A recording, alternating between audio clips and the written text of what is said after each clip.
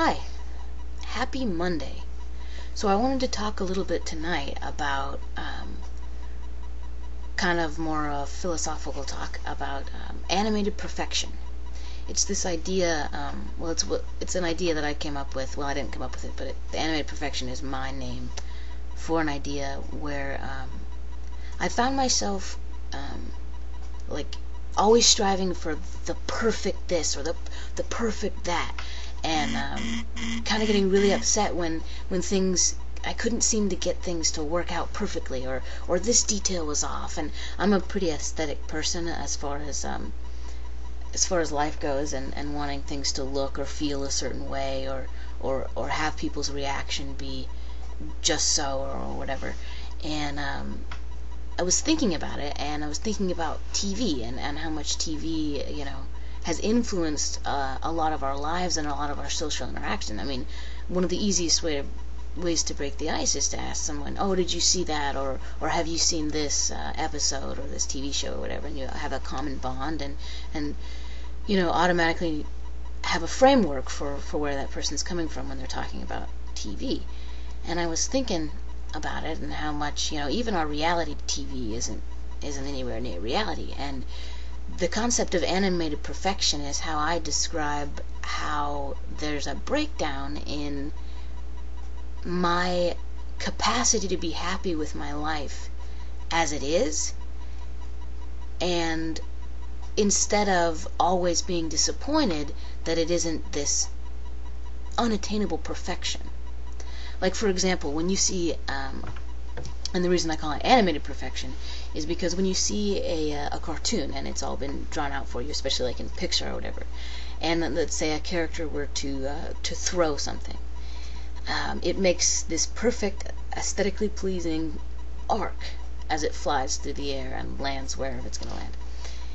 And I was thinking about that, and I was thinking about how, there's a whole lot, even in life, when I toss something, there's a whole lot of different factors going on as it flies through the air. There's the wind, and there's gravity, and there's the force that I put into it, and the angle, even the angle of my hand can change the arc of that ball. And so if I'm constantly looking to have that perfect arch through the air,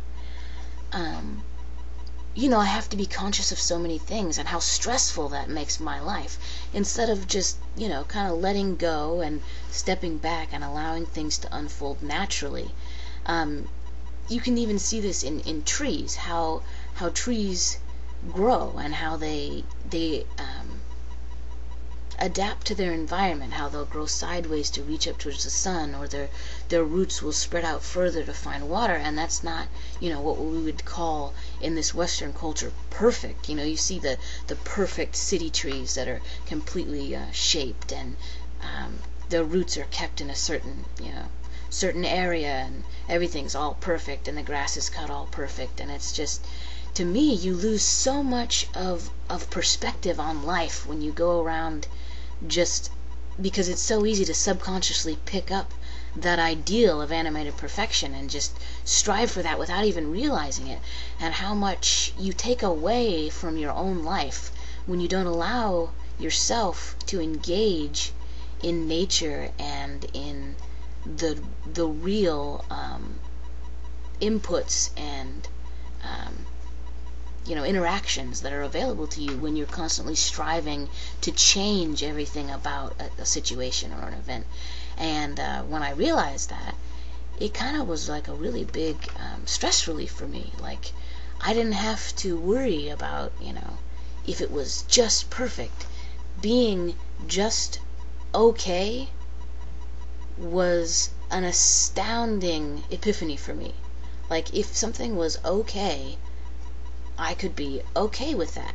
In fact, I could go a step further, and I could even be happy about it, or find joy in things just being okay, not having to have them be perfect. And for me, I grew up in a house where we would strive for perfect, and not in a negative way, but in an ambitious, let's have a goal and let's try to make it as perfect as possible. And that's really good. But what I never realized was that now that I was an adult, and I had these disciplines in place, I could kind of take a step back and kind of smell the roses, if you will. So my wish for you this Monday, my food for thought is, don't strive for animated perfection. It isn't real. And may you find the simplest stress relief of all, and allow yourself to, I guess, stop and smell the roses. Have a fantastic week. I'll see you tomorrow.